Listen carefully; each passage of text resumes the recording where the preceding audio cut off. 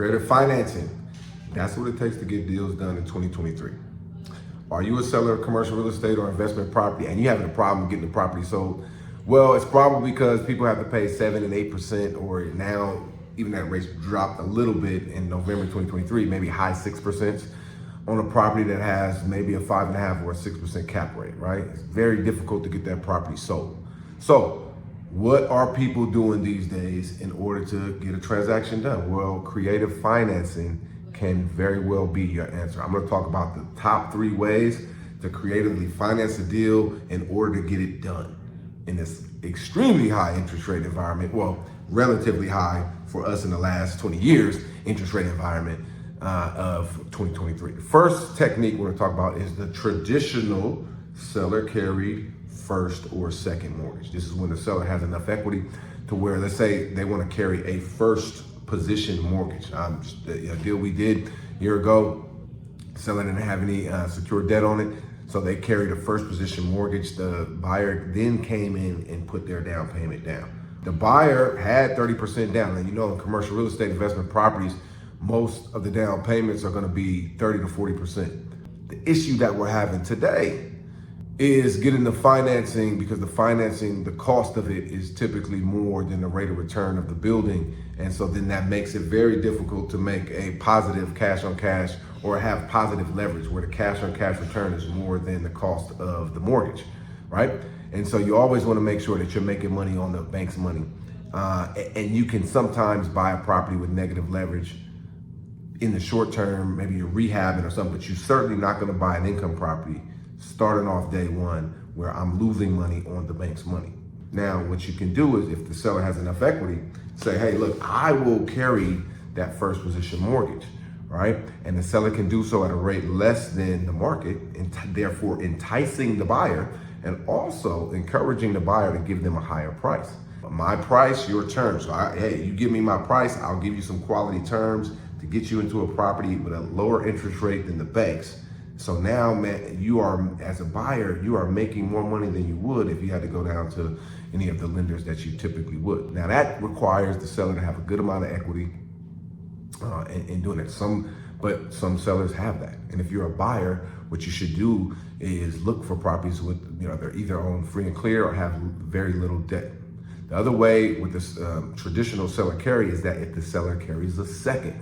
So this is where maybe the buyer has the ability to get finance and the rate is in line with the return of the property, but the buyer don't have all the down payment, or they don't want to put all the down payment in, right? Because buyers right now are sitting on the sideline. So we, as sellers of properties, and we've got to figure out a way, well, how do we entice the buyers? How do we make it work for them? Because that's the only way it's gonna happen, y'all. There's no more dumb money chasing deals. That 2021 is over, it's done. Anybody gonna do a deal, it's gonna have to make sense for them day one going in. So what is a way that you can do that? Well, have the seller carry a second, right? So let's say it's $1 million loan, $1 million property, buyer goes out there and gets a $650,000 or $700,000 loan. Now they gotta put down $350,000. Well, if the seller were to carry 10 or 15% of that, that would lighten the load of what the buyer has to put down. And you can get creative with the interest rate and the terms of all that. And therefore you can actually increase the rate of return to the buyer and decrease the amount of cash they have to come in and close with. That is an excellent way to get a deal done. And I'm a real estate broker. I work as a broker, I work as an investor. And unfortunately, a lot of real estate agents and brokers don't understand these techniques. But if you are an agent or you are a broker, make sure you take some time to understand this, because 100% of nothing is nothing. In order to get deals done, we have to get creative. And a lot of real estate investors, I don't work with agents, don't work with brokers, because they don't know this stuff. Well, if you are an agent and you're a broker and you know how to create and put these deals together, that makes you more valuable to your clients and to the marketplace. So a little bit of game there. Please understand these concepts, and you can get paid, by the way, because agents and brokers won't get paid.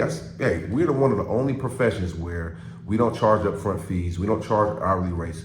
We only get paid if we are successful.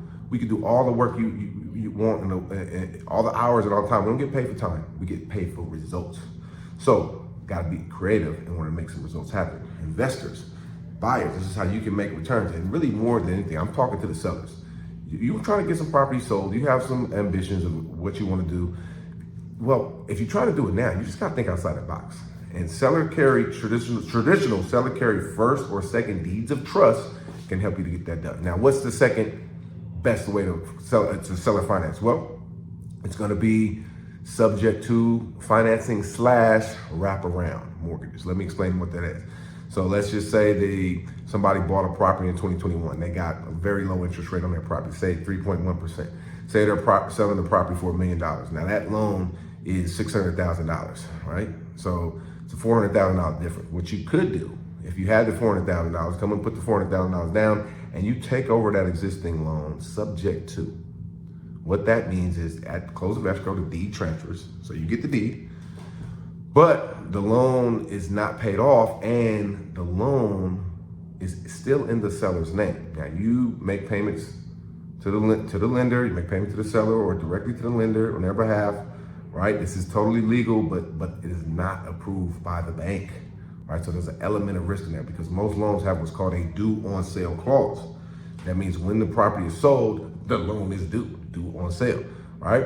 However, legally, you can take over a property subject to the existing current mortgage. And it's a great way to buy properties where they have existing mortgages on them that are, like I said, 3.1%. I'm doing a couple deals right now that are like that, right? Where in the market is 6 or 7% interest. If you could take over 3.1%, that might be worth the risk for doing that. Now I say subject to / wraparound. So very similar, techniques, a little bit different. Wraparound mortgages, say it's the same $1 million property, same $600,000 of existing financing at 3.1%. This is where the seller creates a new first mortgage. Let's say the seller creates a $700,000 first position mortgage that wraps around the $600,000 existing bank loan. So at close of escrow, the deed transfers, all right? Deed transfers, buyer gets the deed's in their name. The seller creates a new first position mortgage, $700,000, that then wraps around. In California, it's called an all-inclusive deed of trust. It is legal. So what does that do? The seller is in first position. The buyer pays the seller pays the lender. And that's a third-party escrow is set up to make sure that the buyer knows that his payments are getting to the lender and they're getting a receipt from that and they're getting their interest write-off and all that kind of stuff. And then the seller has $100,000, because remember I said $700,000 new first, $600,000 existing loan. They are putting a part of their equity into that first position, so they're in a senior position and they're getting a return on that equity. So if we just went subject to, then they would not be getting that return, or they would have to carry a second, right? What is a more efficient way to do it is a wraparound mortgage. So they're in a senior position and their equity, they get a return on their equity while they're carrying the financing. Deed transfers at close of escrow, but the risk of mortgage being called is still there. All right, so I want to make sure. A lot of times people on the internet just tell me about they're only going to tell you about the best possible benefits.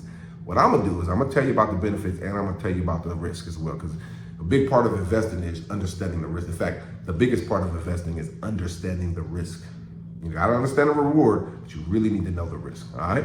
So very creative way. We're doing that now. We've done that in the past. It's allowing us to get deals done. It's allowing sellers to transfer property. You still can get big chunks of money. Maybe not all of your equity, but a big chunk of your equity. Brokers and agents, you still can get paid.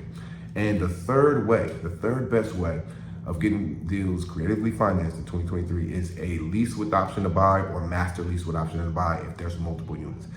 This is where the deed does not transfer. There's a lease for an amount, and if it's multiple units, it's a master lease for the whole building. So you as the purchaser, you're gonna be paying the seller a lease every month, very similar to mortgage payments if they were carry financing. And then you're gonna have an option to purchase the property. It's like a stock option or something like that. You have an option right to purchase that property in a specific period of time. In this technique, the deed does not transfer. So the deed stays where it's at. However, the buyer gets what's called equitable title. That is the right to purchase the property. So they don't own the deed yet. They control it though. And with the lease, they're paying the seller a certain amount. So the seller's getting income, right? Sellers get an income. The buyer gets control of the property, and what they should be doing is able to generate more income than they're paying out, so they make a cash flow. And then negotiate a percentage of that lease every month goes towards the purchase price, very much like principal build-up, principal pay down on a mortgage. And then you have to execute the purchase of the property within a period of time. Most option periods are gonna be 2 to 3 years. It could be 1 year, it could be 6 months, it could be 5 years, whatever you negotiate. At least 2 to 3 years is what I see for the most part. And if you can't buy the property or you don't want to buy the property, you can sell the property. Yes, when you have a property, you control the property and you have equitable title, you can then sell that property over and above what your option price is and make a spread. And so in this instance, the seller's not going to get a huge amount of money up front. What it can do for a seller, if you're trying to sell your property, it can take the management hassle off of your back, number one. Number two, it can still provide you with a stream of income. And number three, it insulates you with the back end buyer, so you know that at one point you will get paid. And if it don't go right, then you will get the property back by the option period, right? And it's a very unique structure to getting properties done. And the option cost that you pay up front is non-refundable. An option fee anywhere from 1% to 5%. I do not recommend going over 5%. Because you don't own the property yet. So you put up money up front, it could be $1 up to 5%. I typically see 1% to 5% of the end purchase price that is paid as an option fee. That is non-refundable. So that's why I'm saying I don't recommend more than 5%, all right? Because you don't own the property yet. If it doesn't go right, you lose that money. So that is a great way though to get around these interest rates, get around properties sitting on the market. If you got a property that is, the albatross around your back, your neck, and you just can't deal with it, or you don't have the wherewithal to deal with it, or hey, you just need some kind of cash to go to the next deal or to do what you need to do. These 3 techniques can get you where you need to be, and we have to get creative. This is for sellers, this is for buyers, this is for agents and brokers. Let's put our mind together so we can make transactions happen and we can be profitable 2023 and beyond. Thanks a lot. If this is helpful, throw me a like, subscribe, share it to the next video. Peace.